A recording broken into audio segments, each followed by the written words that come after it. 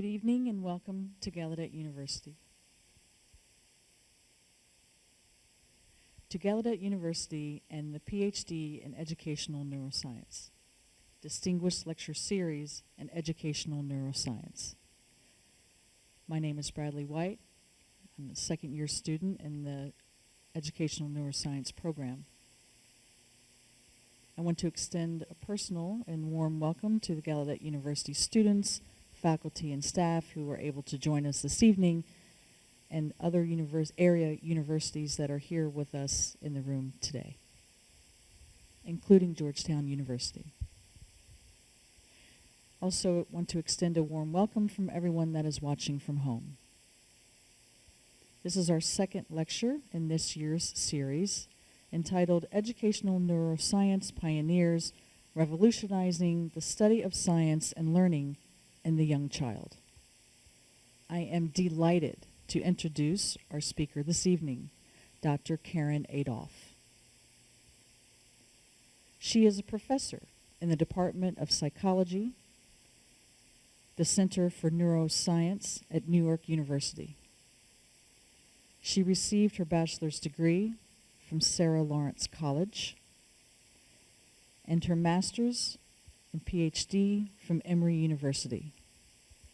She is a fellow of the American Psychological Association and the American Psychological Society, and the president of the International Society for Infant Studies.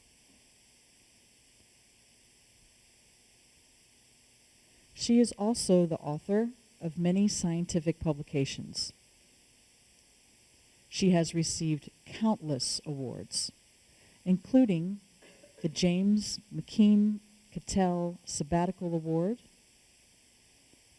the APF Robert L. Fance Memorial Award, and the APA Boyd McCandless Award, and many, many others. Dr. Adolph promotes data sharing in behavioral sciences through her databrary.org project.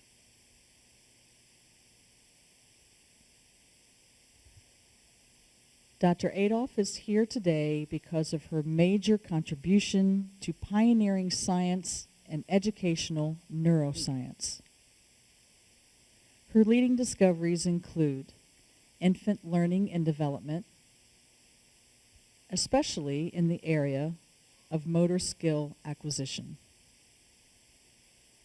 Her contributions include learning more about the effects of body growth, exploratory activity, environmental and social supports, and culture on perceptual motor learning and development. Please help me welcome Dr. Adolph, and her presentation is entitled Learning to Move and Moving to Learn.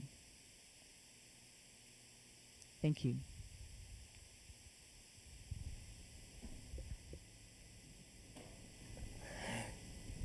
Thank you. Thanks for inviting me. So this talk is about learning to move. And learning to move is one of the most important tasks of infancy. So for us, understanding how babies learn to move is one of the most important tasks of developmental research. And I don't think that we can understand it if we focus on only one part of the problem. So you can't just focus on, the muscles or the limbs or any other part of the body. And you can't just focus on parts of the brain or even all of the brain, or on the structure of the physical environment, or on what parents do or don't do. You have to study all of it. You have to study a baby in a body with a brain in a physical environment that's filled with other people. I think we really have to study all of it all at once. Babies learn to move in the context of development. So my talk is divided into 3 parts: embodied, embedded, and enculturated learning. By embody, I mean that learning takes place in a particular body with a particular set of skills.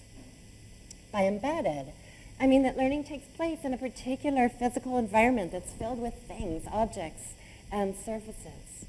And by enculturated, I mean that learning takes place in a social and cultural environment that's filled with other people. It's filled with caregivers who have particular kinds of child-rearing practices. Learning happens in development. Babies are learning to move at the same time that their bodies, their skills, and their physical and social environments are developing. So I'm going to start with the idea that learning is embodied. Children's bodies and skills are always changing. These photos show change in body growth from birth to 12 months of age. And these photos on the bottom are showing changes in babies' postural and locomotor skills over their first year. The point is that changes in infants' bodies and skills actually change the opportunities for learning. So first I want to focus on the transition from crawling to walking. So from when babies are moving around on all fours to when they get up and they're moving around upright. New walkers fall a lot. And some of the falls look pretty good. But falling is not aversive enough to make them stop trying. So clearly there's consequences for errors in balance, but babies are still going to walk. Now, most falls don't happen because of a change in the ground surface. Babies just have trouble keeping balance on 2 feet. And in fact, the transition from crawling to walking, it raises a really big question. So the transition from crawling to walking raises a really big question. Why would a baby who can crawl give that up in order to walk? So why would a baby give up crawling so that they're going to look like this? How could it be that a really good crawling infant would know that someday walking is going to really turn out to ultimately be the best way to get around? These are data from 2 groups of 12-month-old infants, experienced crawlers and novice walkers. Now, on average, the novice walkers, those are the babies in blue, they're falling twice as often as the experienced crawlers. So the novice walkers are falling like 32 times an hour, whereas the experienced crawlers are only falling 17 times an hour. So why would a baby give up crawling in order to walk when they're going to fall twice as frequently? Here's a possible answer.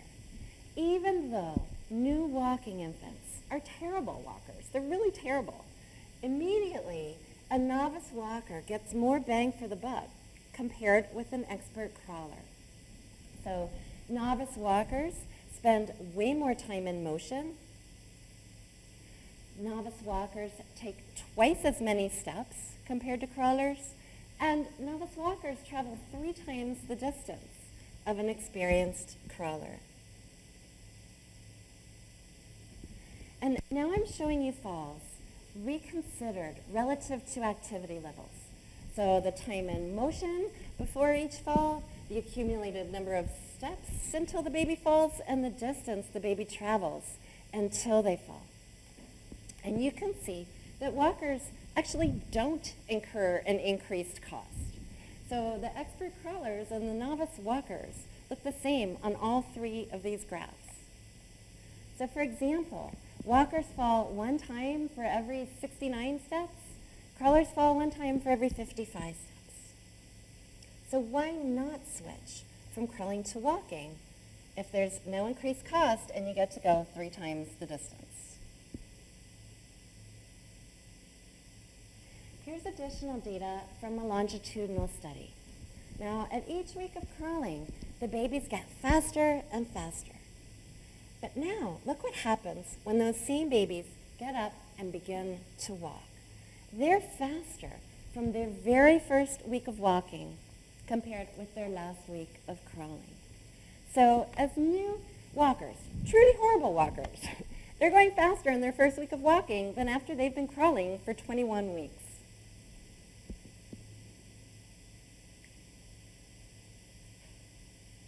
Why walk? Well, one result of switching from crawling to an upright posture is that it actually changes infants' whole view of the world. The ability to crawl and then the ability to walk literally affects what babies can see. So I want to show you crawling infants' view of the world. The bottom panel is just showing you a view of a baby crawling. The top panel is showing you what the baby can see while he's crawling. And the crosshair is the point of gaze. So that's where the baby's directing its attention, and then the whole screen is showing you what's in the baby's field of view.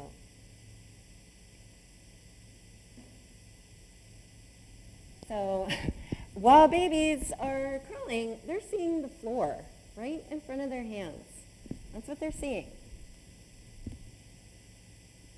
Here's what a walking infant sees. So look at the top panel. That's what a walking infant can see while they're walking. And here's the results in a nutshell. These schematics are drawn to scale, and they show the average field of view for a crawler compared with a walker. While babies are crawling, they mostly see the floor. While they're walking, they can see the whole room. And why is that? It's because vision is embodied. While you're crawling, your head is pointing down. And when a crawling infant tries to crank its head up as far as its neck can go, they can only see the bottom of the far wall. We know this because we put motion tracking markers on infants' heads. And then while a baby's upright, it can turn its head up to the ceiling or down to the floor. So what crawlers do, since they can't see, is they sit up. They can't see anything while they're crawling, so they sit up in order to see where they're going. So while they're crawling, all they're seeing is the floor. Then they sit up, and the whole room swoops into view. When they sit up, they see the same things that a walker can see. Now, sitting up solves the problem of trying to move with your head pointing at the floor, but it creates a new problem for visually exploring the environment. Because when babies sit up, it changes their body orientation. So let me show you what that looks like.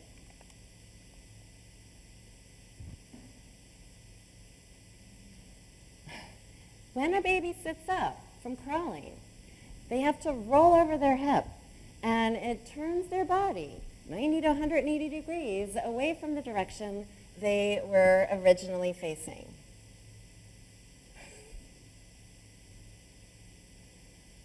To measure changes in infants' body orientation, we determined the direction they were heading while they were crawling and then while they were sitting, and we did it against a clock face.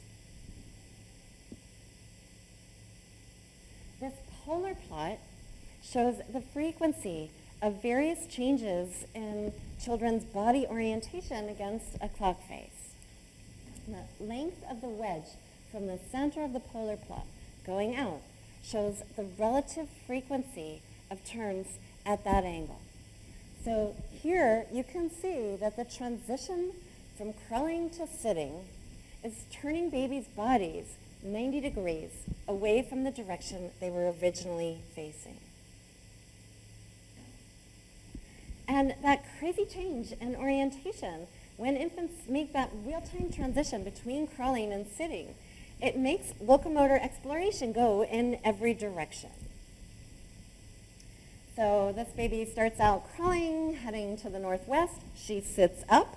Now she's facing in a different direction. And then when she takes off crawling again, now she's headed in a completely different direction from where she was originally heading. And you can see that phenomenon really clearly in a polar plot.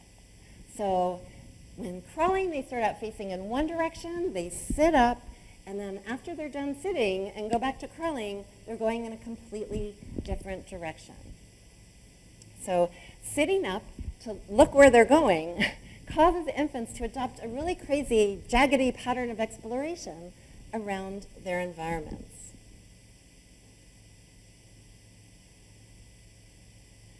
Like vision, locomotor development also affects how babies play with objects. This graph is showing you babies that are all the same age. They're all 13-month-olds. And some of them can crawl and some of them can walk. They play the same amount with objects, and it's a lot. They're playing with objects for 30 to 40 minutes out of every hour. These are just like babies in their house, just being a baby.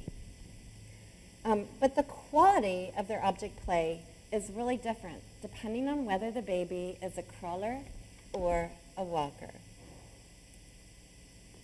One thing that's different is how much babies carry objects.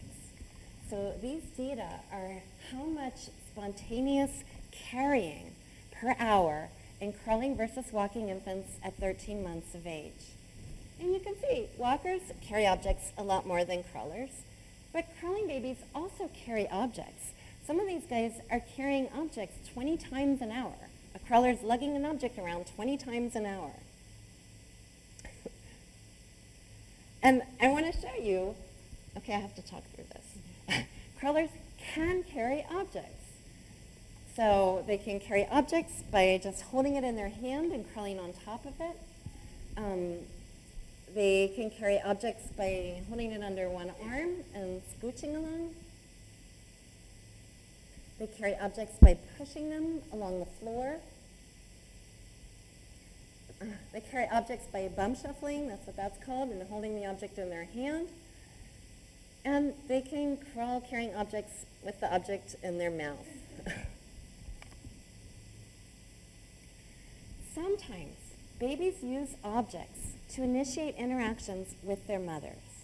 Now, since both crawling and walking infants can carry objects, do they carry objects to share with their mothers? Even though crawlers can carry objects, when they want to share it, they do it from a stationary position. So they sit there and they hold up the object and they wait for their mother to pay attention to them from across the room. They're in a stationary position and then they offer the object. Walkers share objects by picking the thing up and carrying it over to their mother and putting the object in her face.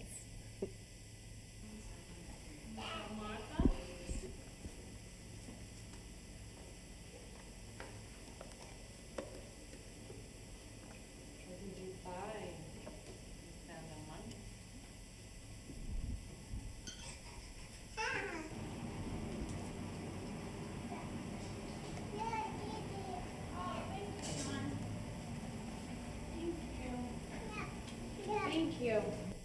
That last one's like one of my all-time favorite clips because it's like this kid is going on a trek, through the apartment to carry an object so he could share it with his mother.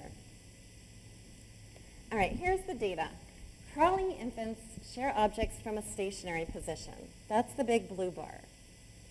Walking infants also share from a stationary position, but in addition, they'll approach their mother with the object. So even though both crawling and walking infants can carry objects, when crawlers want to share with mom, they wait for their mother to respond to them from across the room. But if a walker wants to share, they take the object and move it over to their mother and then share it. So these developmental changes from crawling to walking affect how babies share objects with their mother. But does it matter to the mother? How do the moms respond?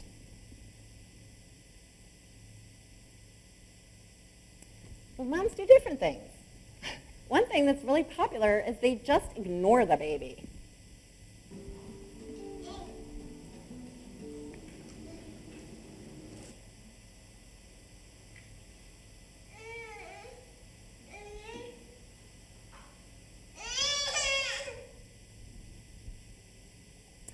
sometimes they just affirm that the baby did something. Like they'll say yes or okay or thank you. It's kind of like a proof of life. Like your kid goes like, ah, and you just go like, yeah, you talked. Thank you. Thank you. Mothers can use referential language. That's essentially nouns, adjectives. So this is actual real information about the object. That's the duck. Yeah. Oh, orange ball. And they can use action directives. These are verbs. These are function words. These are things that you can do with the object. The blank.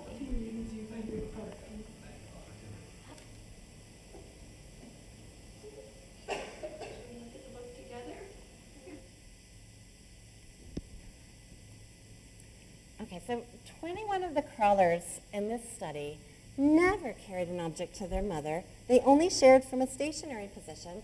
And when they held up that object and tried to share it with their mother, the moms ignored them or affirmed them, but they didn't really say anything informative.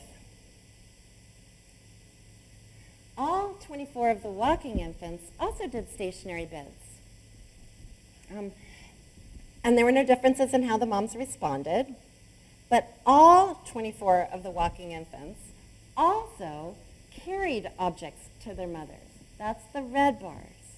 And when the babies picked up an object and carried it over to their mother, the mother responded with action directives. So if you pick up an object and bring it to mom, mom tells you what you can do with that object. Now, 5 of the crawling infants did actually carry objects to their mother, and their moving bids are shown in the red bars. And when their data are compared with the walking babies, it looks the same.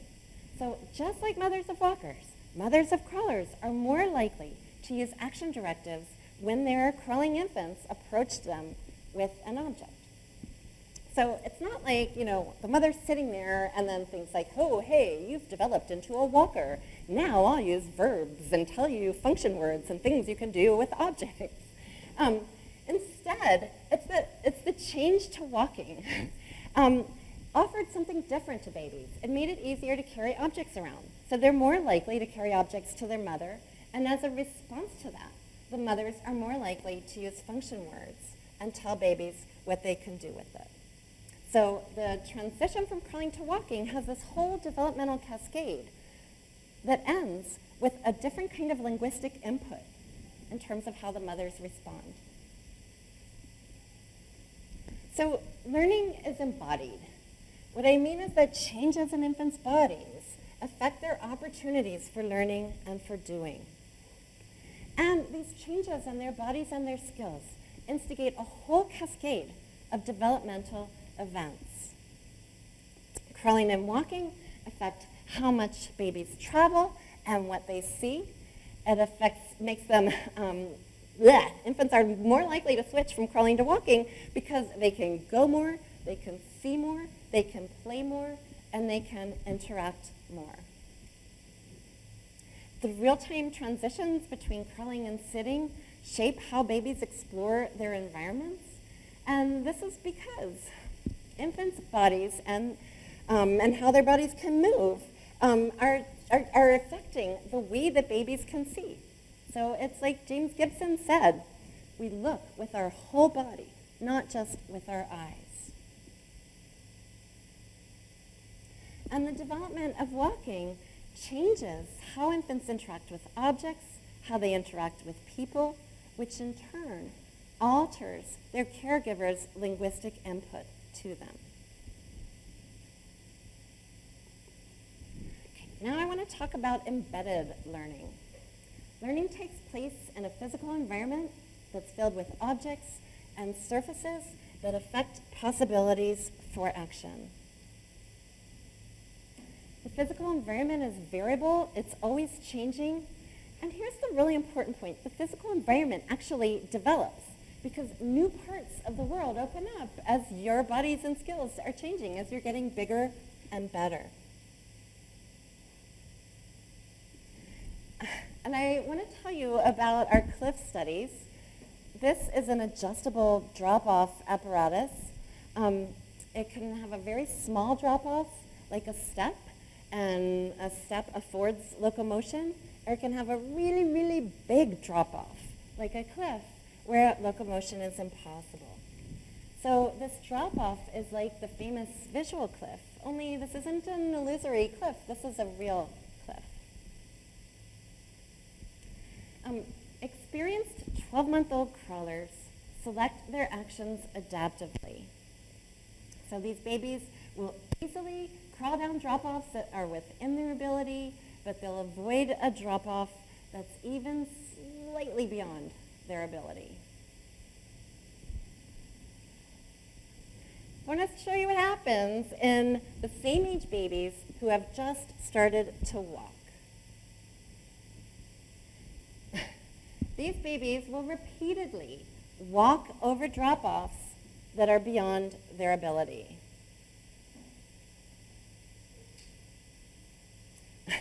Even a 90-centimeter drop-off, that's a 4-foot drop-off. Babies will just walk right over the edge. They have no clue about the limits of their abilities.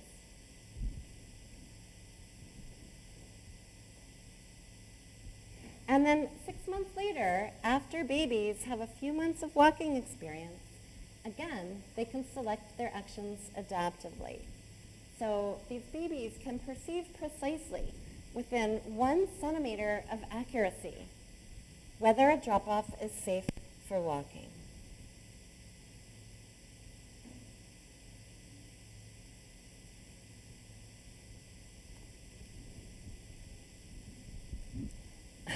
Experienced 18-month-old walkers look like the experienced 12-month-old crawlers. They know precisely whether a drop-off is too high for them to walk down.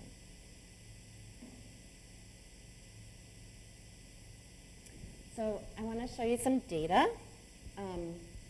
The 0 here is the largest drop-off that each baby could navigate.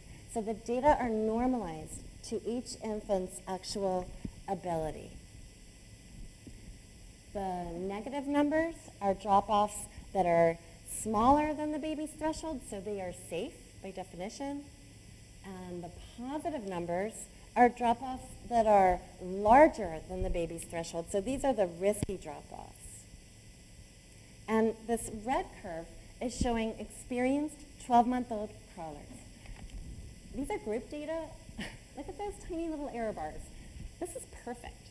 These babies are probability matching. They're actually attempting to crawl over a drop-off based on the conditional probability of success.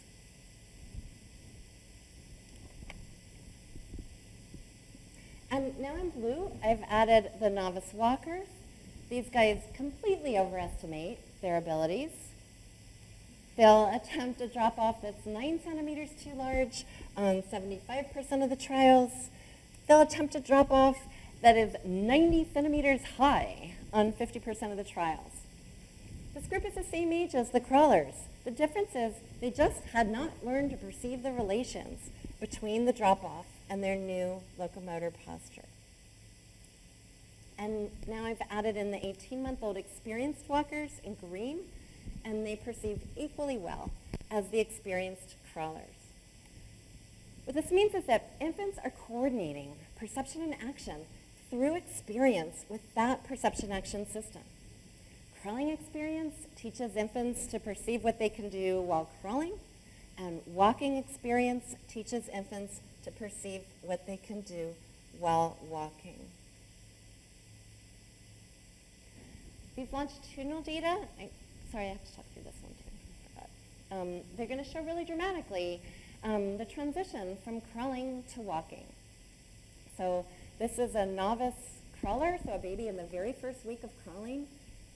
That's a fall. They have no idea how steep of a slope they can crawl down. By 10 weeks of crawling, infants make mistakes about half the time. So about half the time, they'll try a slope that's too steep, and half the time, they'll correctly recognize that the slope is too steep and slide down backward. By 20 weeks of crawling, Infants have really fast, really efficient exploratory movements, and they can tell precisely, within 2 degrees of accuracy, whether a slope is safe or risky for crawling. But then, when those same babies now stand up and face the same slope as a novice walker, they have no idea about the limits of their abilities. So they'll try to walk over really steep slopes over and over again, just as they did when they were first starting to crawl. And by 10 weeks of walking, again, their errors have dropped to 50%. They're not faster the second time around. They just have to have it all over again. These are separate learning curves in development. There's no savings from crawling to walking.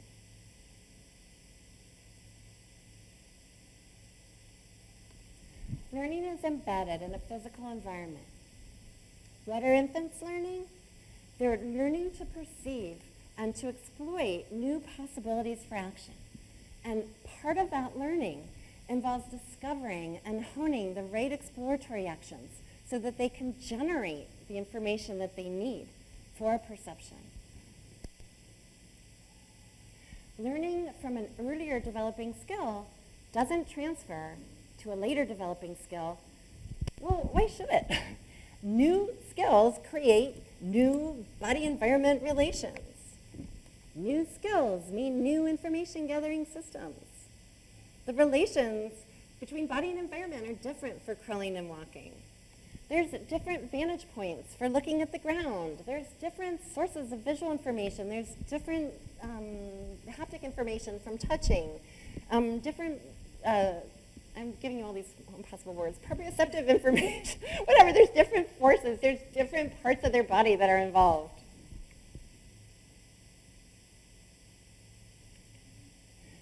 Now I'm going to turn to the idea that learning is enculturated. That learning has to happen in a social environment.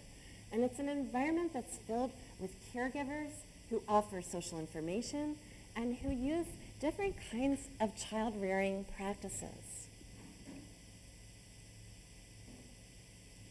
And I think enculturated learning happens at 2 different time scales. So real-time learning, real-time social influences affect how caregivers either support or constrain infants' perceptions and actions. The developmental time really depends on, parents' expectations and their child-rearing practices and how they structure their home environments.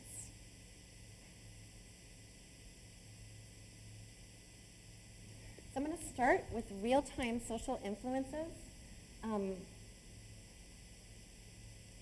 Babies aren't learning all on their own. They're absolutely not little scientists in a crib. They're born into a social environment that's filled with other people. So this photo shows you a baby at the top of a really steep slope, and there's an experimenter right beside the baby who can, rescue it if it makes a mistake. And there's a caregiver, a mother, at the bottom who's offering social information. So this isn't just a physical situation. It's also a social situation. The question is, how do babies weigh and integrate the perceptual information that they get from their own exploratory activities with the social information that's being offered by their mothers? Here's how we asked that. First, we found the steepest slope that each baby could walk down. So it's like their threshold slope, and that takes about 40 trials of babies walking down slopes. Then, we asked the moms to encourage and discourage their babies from walking down. And we did that on safe slopes that were shallower than their threshold, on risky slopes that were steeper than their threshold, and on truly ambiguous slopes right at that threshold slope. So 40 trials to figure out what each baby's threshold slope was, then 24 additional trials where the mothers offered different kinds of social information. And here's data from 18-month-old experienced walkers. Babies ignored mother's social information on safe slopes and on risky slopes. They're always walking down the safe slopes, even when their mom says no, no, no. And they never walk down the risky slopes, even when their mom encourages them to go. But at the threshold slopes, where the perceptual information is truly uncertain, now the babies defer to their mother's social message. If the mom says walk, they're going to walk on 75% of the trials. The mom says don't walk, they're only attempting it 25% of the trials. This is a video of a typical infant at the threshold slope, and the mom is going to encourage the baby, so the baby's going to try to walk. So this is the slope that is truly uncertain, and the mom is using her voice, her gestures, her language, her face, everything she can to get the baby to walk. Come here, little buddy. Go, go, go, go, go, go, go, go. Get it. Get it. Go, go, go, go, go, go, go, go, go. Okay, this is the same baby at the same threshold slope, but the mom is discouraging. So now the baby is not going to try it. Stay there. Stay there. Okay? Anthony, no. No. No. No. Stay there. Anthony, Jared, do not come down here. Do you hear me? Stay there. Go. Do not come down. All right, so we figured if it's really true that infants defer to social information at the region of uncertainty, then if we change the region of uncertainty, babies should change where they use the social information. So we dressed the same 18-month-olds in Teflon-soled shoes so that we could change the region of uncertainty. These Teflon-soled shoes are really, really slippery.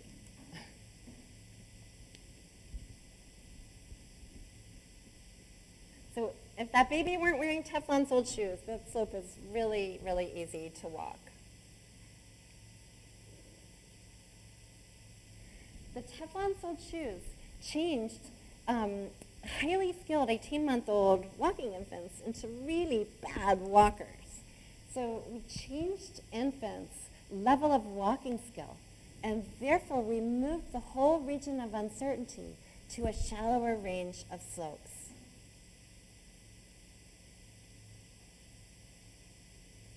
Here's the decisions for 18-month-olds while they're wearing the Teflon-soled shoes. And now the x-axis is just the absolute degree of slope from 0 to 50. So the babies still knew that the really steep slopes were risky. But now, at these really, really shallow slopes, even at 0 degrees, the infants are deferring to their mother's social information. They're more likely to walk when mom encourages them, says walk.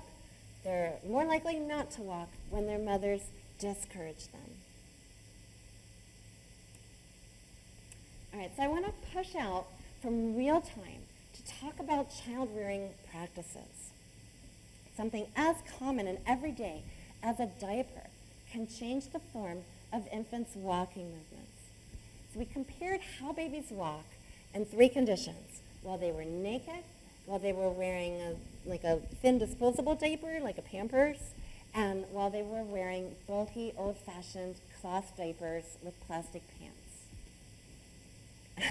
And we tested 13-month-old novice walkers and 19-month-old experienced walkers. And we tested them in a standard lab task. So infants walk over a pressure-sensitive carpet that records the timing and placement of each footstep. And it looks like that.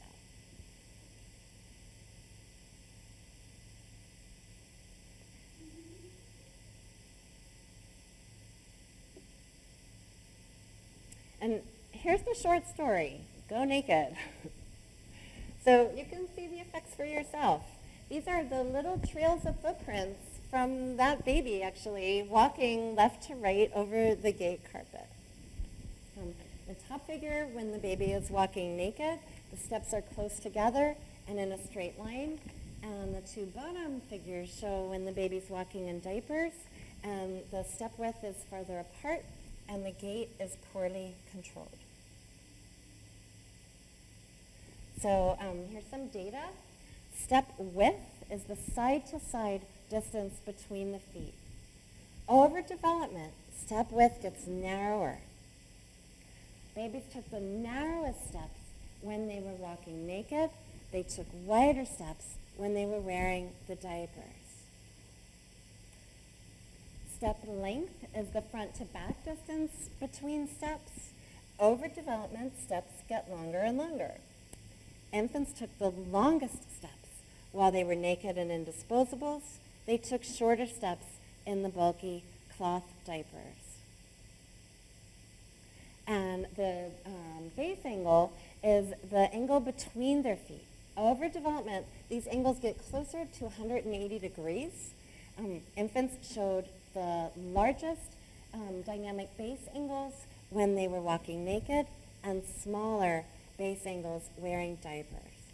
Now, for every measure, 19-month-olds walk better than 13-month-olds. That means that the diapers are equally disruptive to walking at the time when babies are first learning to walk and when they're really skilled, pretty expert walkers. And in case you're looking at the, y-axis and thinking, like what's a few centimeters in step width or whatever between friends? The functional difference of wearing, say, a bulky cloth diaper on step width is 7.5 weeks of walking experience. That means that a baby wearing a cloth diaper walks as badly as that baby had done 7.5 weeks earlier when it was walking naked. The cost of wearing a pamper is 5 weeks. And in motor development, a month or 2 months, that's like a lifetime in motor development. Diapers not only make babies walk badly, it makes it harder for them to walk at all. While they're wearing diapers, more babies misstepped and fell compared with when they're walking naked. So something as, seemingly mundane as diapers affects how babies can move and what their locomotor exploration looks like. I want to give you another example of toileting. All over Central Asia, caregivers use a special cradle called a Gavora cradle to toilet their babies.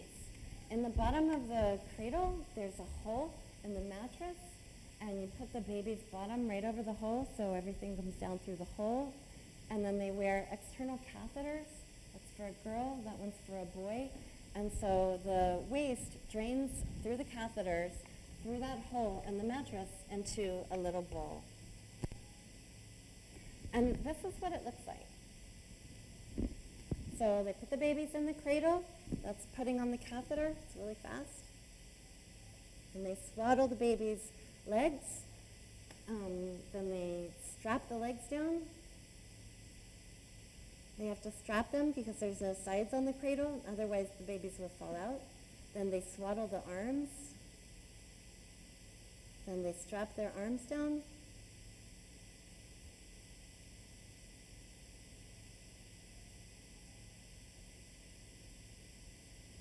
And then this must be the winter because they're covering the baby with a blanket, and then they'll cover the whole cradle. So, and these Gavora cradles are used from birth to like 24, 30 months of age until the babies literally outgrow the cradle.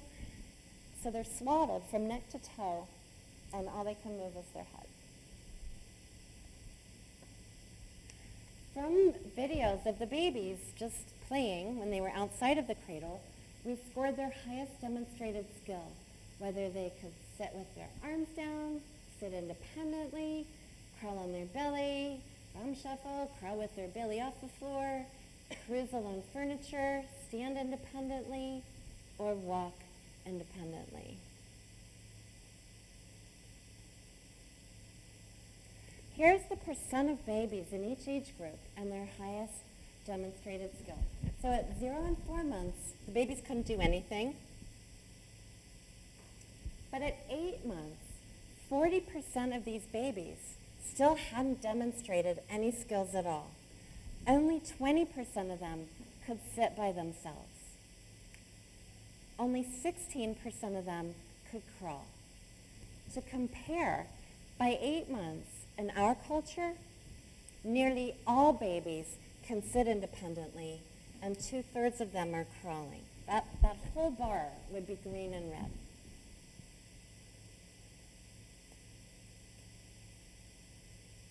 By 12 months, only 50% of these babies were crawling, none were walking. In our culture, at 12 months, about half of babies can walk, and the rest are crawling. We didn't see walking until 16 months of age. So these babies are about 4 months off from the WHO standards or from our culture. And then by 20 months of age, nearly all the babies were walking. And I have to say, they're off from our norms and from the WHO standards because guess what? Central Asia is not represented in the WHO standards or in our norms.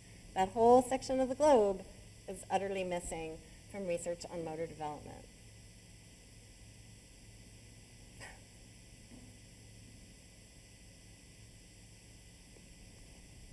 Cradle hours has a dose-response effect on motor skill. That means that the more hours the baby spend in the cradle predicts what their highest motor skill is. And that's true even when you partial out the effects of test age.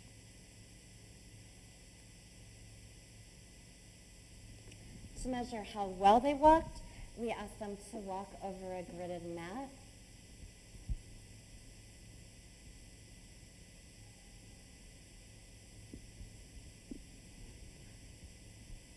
The hours in the cradle predicted how well they walk, controlling statistically for their test age. So these graphs are showing you that how fast they walk and the length of their steps are related to cradle hours. Babies who spend the least amount of time in the cradle walk faster and have longer steps.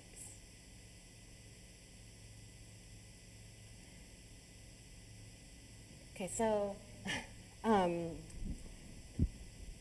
constraining infants' movements can delay or impede motor development, but exercising infants' movements, facilitating their movements, can accelerate motor development. And some cultures train their babies to sit and to walk, and the parents expect levels of skill really different from what would happen in our culture. So in some cultures, parents think about sitting and walking, not like, oh, you know, it's just like a little flower. One day my baby will sit and walk. They think about it the way we think about potty training and reading. Like, no baby's going to just, sit on the potty and figure out how to go. No baby's going to just, like Tarzan, pick up a book and figure out the symbol system and figure out how to read it. So they train their babies to sit. This is a typical 5-month-old in Cameroon. It's a 5-month-old. In our culture, 5-month-olds don't even sit. This baby sits so well that the mom is utterly confident and walks out of the room while the baby is sitting on a high bench. So, anyone in here who has like a child, I know some of you do, like how old were you, how old was your child when you felt comfortable enough to walk out of the room and leave your child sitting on a high bench or a high counter? My daughter is 16. I'd probably leave her on a bench now, but when she was 5 months of age, she couldn't sit actually. But I wasn't confident even when she was 8 months and could sit, so that I could walk out of a room and leave her there. These parents are so confident because their babies are really that good. And these babies are sitting for extraordinary lengths of time.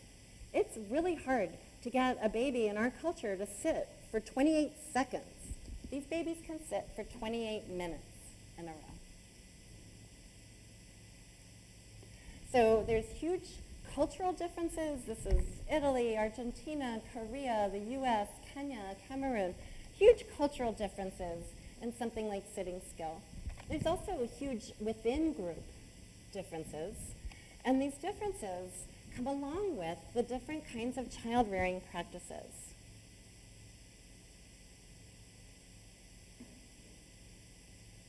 So learning is enculturated. It's enculturated because caregivers provide their babies with real-time social information that affects their movements. And caregivers have different kinds of child-rearing practices that affect infants' bodies and affect their environments.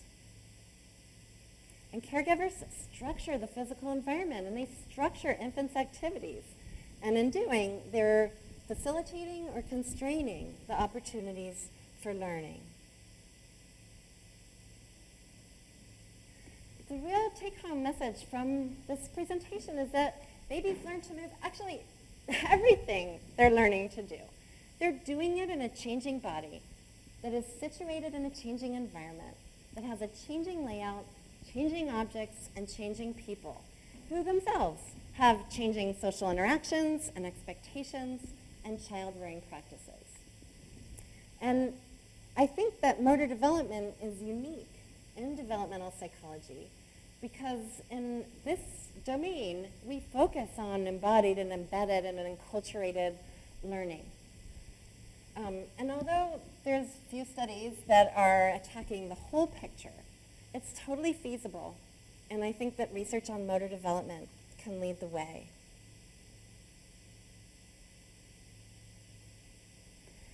So I want to end with a few comments about sharing behavioral development. The DataBury project is a data sharing project that's funded by NSF and by the NIH and by SRCD.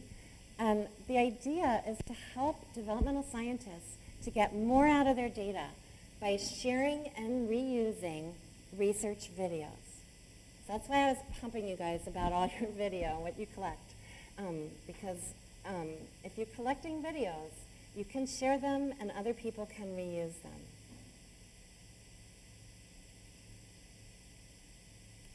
The idea is that behavior is infinitely rich and complex. And video can capture much of that richness and complexity.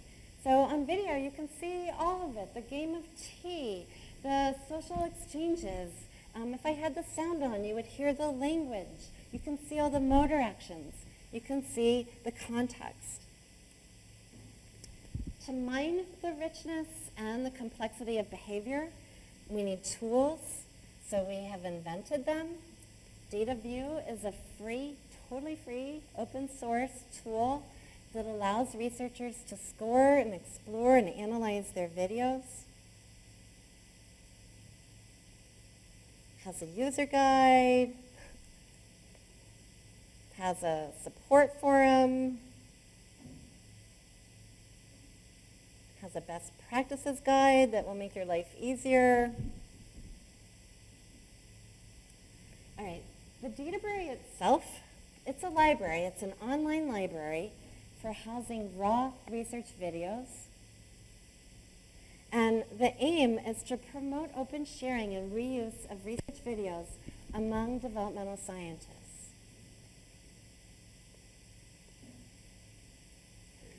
This is important. Video is special. It's different from imaging data or thermodynamic data or flat file data. It's different because the video is the raw data. And in that sense, video can speak for itself. You can see what the researchers did and how the children responded. You don't need to know how the data were processed or what instrument collected the data, because it's all there on the video. So there's no issues with data provenance. And that means that other researchers can reuse your videos that were collected in a different researcher's lab, so that they can ask questions that are going beyond the scope of the original study, questions that maybe the original person had never even imagined. honestly, typically I code my videos with the sound off. If I didn't have collaborators who knew something about language, I wouldn't be here telling you about, action directives. I don't really actually even know what an action directive is. But someone else can come in and do language analyses on my videos that I have been scoring for things like how many steps and how many falls. By sharing and reusing videos, we can increase transparency, we can speed progress. And the Databrary provides a video management system, and it will automatically transcode, how do you say that, videos into preservable formats. So basically, Databrary organizes and stores your videos indefinitely. Here's what you would see if you go to Databrary. There's buttons for browsing data sets, for browsing people, for looking at, key tags. You can check out what your colleagues are up to. You can search for excerpts that you might want to show when you're teaching your developmental class. This is a study that Mike Frank did that was about eye tracking. You can see what all the other stuff that Mike Frank is up to, or any of the other researchers who are sharing and storing their videos in Databrary. So share, reuse, enjoy. Thank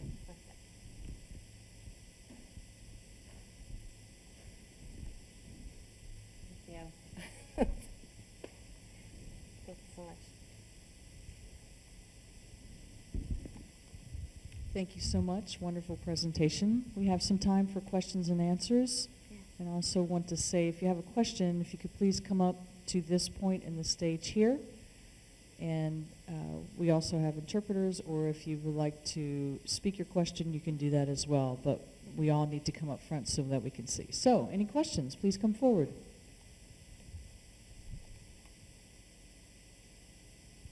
We have a question here.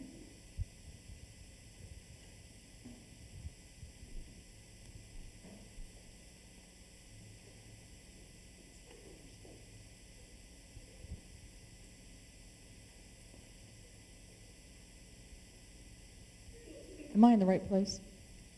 X marks the spot. I enjoyed your presentation very much, Dr. Adolph. Wonderful. Oh, there you are. Yeah. At some point, I did wonder, but what about, and then your next slide answered my question. So, wonderful presentation. Thank you. I am wondering, when you were talking about young infants, the new crawlers versus the new walkers, and expert crawlers or more experienced walkers, and looking at the differences, and that it doesn't transfer across. So what I learned as a crawler does not transfer to walking. And thinking about like the Teflon shoes and the cloth diapers versus Pampers, and I was amazed. I didn't think about walking and crawling that much till today. So my question is, with the younger toddlers, when they're learning these things, how quickly does their system, I think, that their information gathering mechanisms, how quickly do the children adapt? So, for example, you gave them the Teflon shoes, how that impacted their immediate recognition of, oh, this is not, an appropriate degree of slope with these shoes, or did they have to fall a few times before that happened? Or so that's one part. And then the other questions is relative, dealing with the randomness of it. So I'm wondering if in diapers, well, let's say they're already naked, as they usually are, right? So then they put a diaper on. So is it more awkward for them to put it on a diaper, and then how do they adjust to that? Okay, so so Okay, first of all, the diaper study was in New York City, and I don't know what you guys do in Washington, D.C., but more than half of the babies had never walked naked because, like, we don't have anywhere that you would have a naked baby walk. The average number of minutes per week walking naked was something like 22 or something minutes. Like, they're almost never walking naked. It's not like I'm running naked. All right, but this is related to your larger question, which was how long does it take to learn this stuff? And like, did I have to experience a fall in order to figure out the Teflon soled shoes? All right, so in developmental time, it takes months.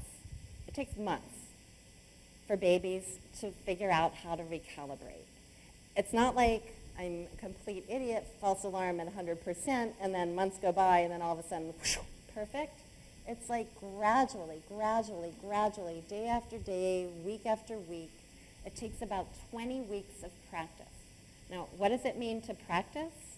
I didn't show you these data, but the average toddler is taking something like 14,000 steps a day in a waking day.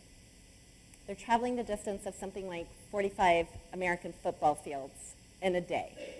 So multiply that out by 20 weeks before a baby has adult-like perception of the limits of its abilities. But once you get there, you're there. Like, you can wear heels, you can wear a tight skirt, you can, deal with like a new little whatever, the drop-off thing that I've never done before.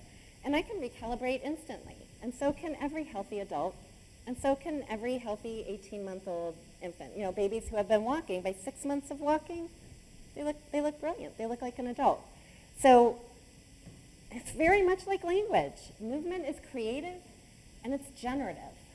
You don't want someone who has to, and the other part of your question, like, do you have to fall in the Teflon soled shoes? No. They come in the lab and they know what they can do, even when you test them in a situation they've never experienced before. And we know that because when we test babies longitudinally and then have control infants who are only tested at set intervals, they look the same. We know that because when we give babies special training, like, come on, if you walk down a slope hundreds of times, day after day, over weeks, surely you'll look better than a baby who just came in at the post-test, 14 sessions later. They don't. It's just like, you did it. That's what you can do. And it's just like language. You can say and understand sentences that you've never said or heard before. That's what you need with movement.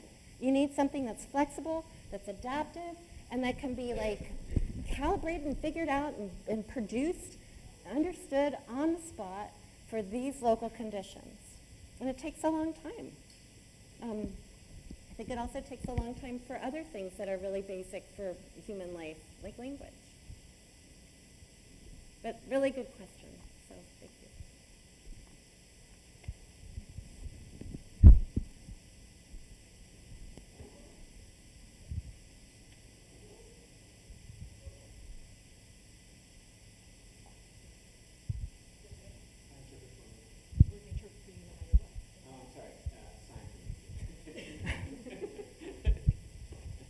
Okay, excellent talk. Very, very interesting and thought-provoking. So my question is, there seems to be an implication that enriching a child's infancy will improve their lives somehow. In other words, they perform better. So is this just speeding up development? Do these changes in the environment have long-term impacts? I mean, if you did it longitudinally for like, if you came back to these kids 8 years from now, would there be a difference, number one? And number two, within each group that you noticed yourself, there was a lot of within-group variation at each point in time. So even the regressions had a lot of residual variations on those regression lines. So do those differences predict long-term differences, like for when the kid goes to school or when the kid begins to read? I mean, are there any studies that look at the relationship of these early perceptual and motor skills with later success as a student or as an adult?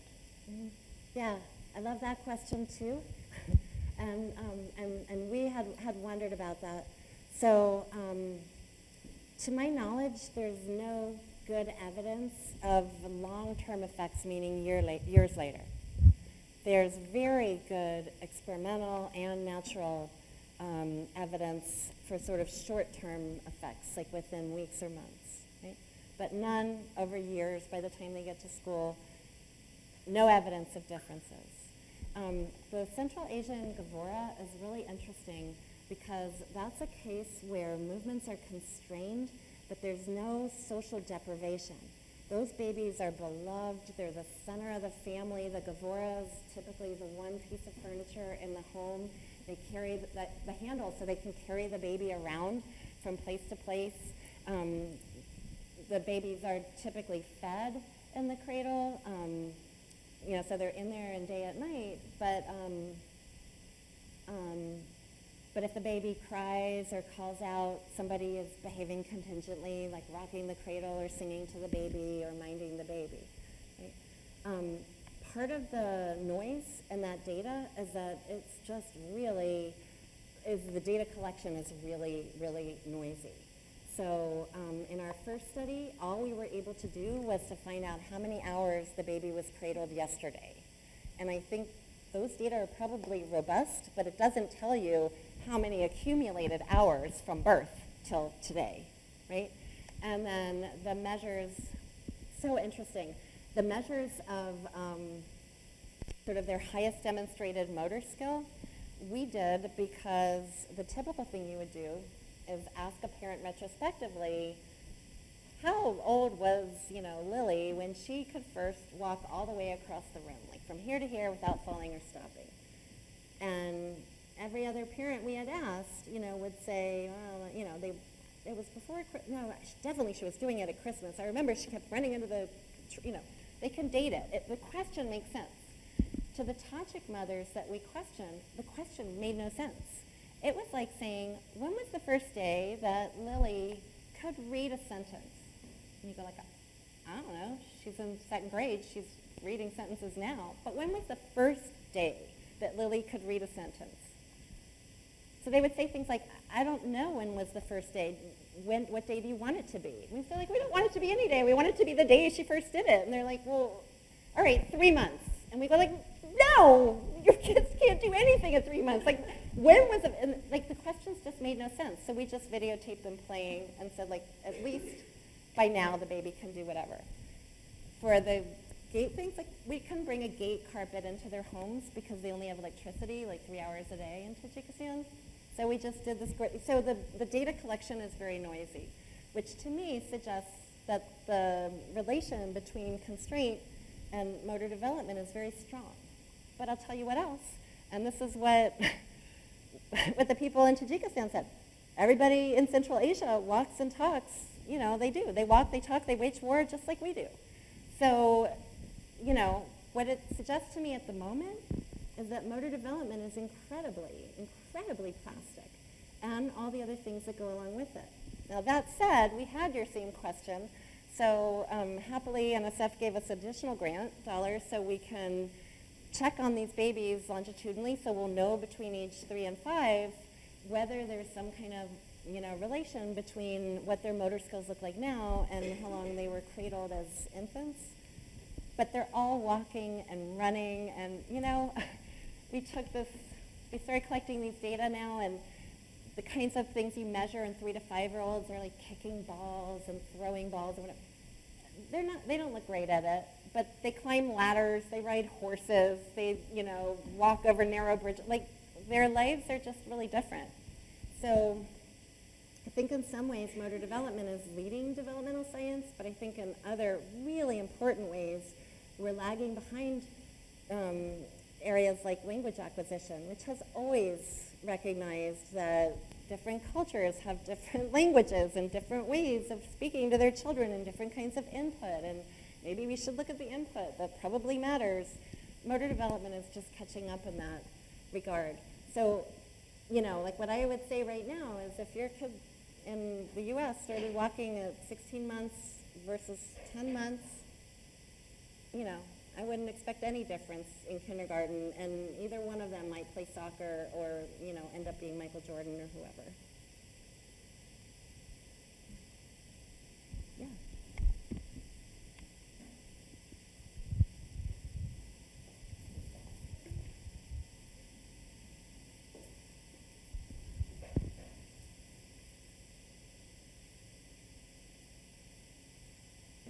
Thank you for an outstanding presentation. So appreciated.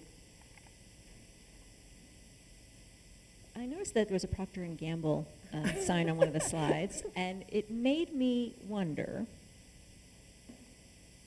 is there any translational products that have come as a result of the research that you've done that might help companies come up with, for example, thinner diapers that will facilitate the walking because maybe babies will feel like they're naked, something like that? I don't know if that's something that you can speak to. I'm just thinking about this being live streamed. Procter & Gamble paid for the diaper study. And of course it went through grants and contracts at NYU, so everybody signed off that the data are going to be the data, whatever we find. And, you know, corporations have different goals. Maybe Procter & Gamble, okay. I mean, I think they would be happy if all of us were wearing diapers and maxi pads right now, you know, every one of you. But actually, it was Procter & Gamble that put us in touch with the folk in Tajikistan and got that study off the ground. And Procter & Gamble has been doing some really cool and exciting work in Africa, especially helping girls to use feminine products so that they don't have to stay out of school because they, you know, are menstruating, and helping girls to feel more empowered so that when they reach puberty, they don't suddenly have to change all their life goals and expectations. For me, I'm not sure that I mean, my primary goals aren't to build products for, you know, Procter & Gamble's baby care branch to make even more money. My goals are more to understand how development works in typical and atypically developing children. And I think that the findings actually have been very influential for pediatric clinical practitioners in understanding, in particular, understanding the enormity of experience that leads to, you know, typical, normal, healthy motor development. You know, we spoke a lot about how insurance companies are controlling healthcare in terms of deafness, but it also is true in terms of, you know, developmental motor disabilities. And,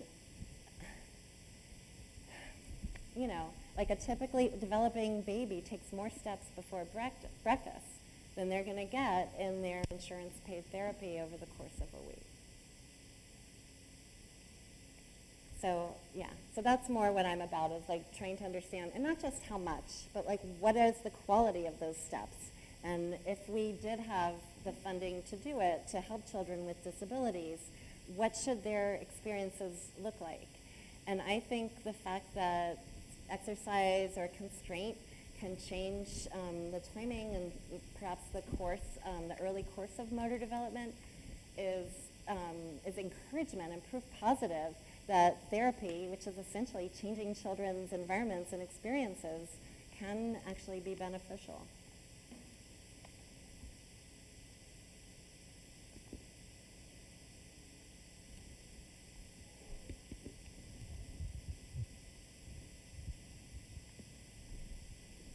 I do have a question, and I think we have time for one more. So I'll keep it brief. We talked a little bit about this earlier today, you and I did, in our meeting. So I a little bit know your answer, but I'd love to have it broadcast here. The motivation to start walking from crawling. You said that one of the reasons a baby might choose to walk is because of the visual field and being able to see more in the room. Now I'm wondering about deaf babies or children of deaf adults who are growing up in a signing environment. They already know that they are required to see more than is going on around the room. I'm just wondering if deaf babies or signing environment babies would be more motivated to start walking earlier than those who may be less visually motivated. I don't know. I think we should find out. I mean, you know, you guys have access to children who are deaf, and we could see whether an actual social motivation to be able to keep mother's face and hands in view is a motivation that makes them be upright more than prone. It is also important to say that babies who can crawl can also stand and cruise. So cruising is when infants hold onto furniture or move sideways, holding the furniture for support. Or in Tajikistan, where there is no furniture, they walk holding onto the walls. So it's like walk in quotes. They're not walking. They're using their arms for balance, but they're upright. And babies who cannot walk independently but can crawl spend more time. This is hearing infants. They spend more time upright than they do prone. Crawling is a really yucky, difficult way to get around. And so most babies and children and adults won't do it unless there's some reason to do it. That said, hearing infants, they don't need to look at their parents' faces. And we've discovered in using our head-mounted eye tracking technology that when babies are crawling or walking or even sitting at a table with their parents, they rarely look at their parents' faces. So even when the parents use language, so they can hear their parents, but that doesn't mean that they turn their head to see what their parents are doing or just look at their parents' face or their parents' hand. Something like 3% of the time are babies actually turning their head or lifting their head so that they can look at their parents. Might be really, really different. And infants who understand that their parents, that they have to look at their parents to get social information. So I think like, you should do it, we should do it, someone needs to do it. I think it's a really cool, great question. Thank you. Yeah.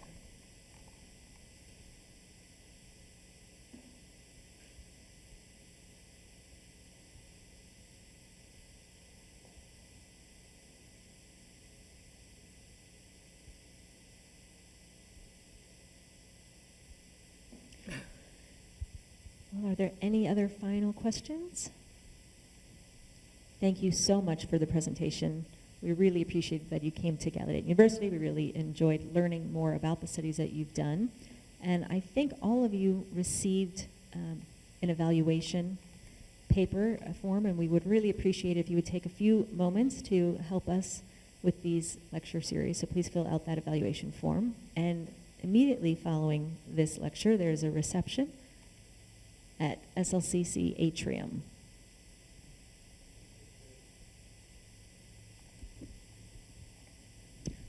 I'm sorry, I misspoke.